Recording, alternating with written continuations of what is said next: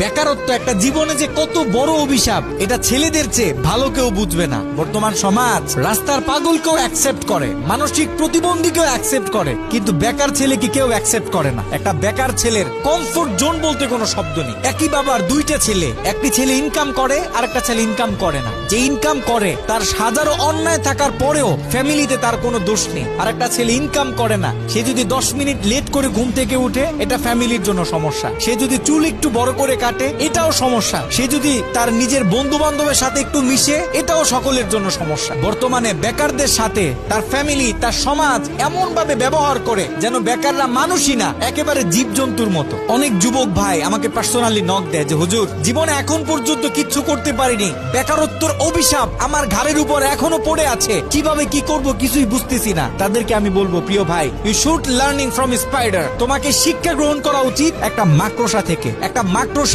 যখন সে তার জাল বুনে, জাল বুনতে গিয়ে শতবার সে নিচে পড়ে যায়, শতবার তার জাল ছিঁড়ে যায়, কিন্তু একটা মাকড়সা সে হার মানে না, সে তার নিজের চেষ্টা চালিয়ে যায়, সে তার নিজের লক্ষ্যে পৌঁছানো পর্যন্ত সে চেষ্টা করতে থাকে। এ কারণে যারা জীবনে এখন পর্যন্ত কিছু করতে পারে নাই, বারবার চেষ্টা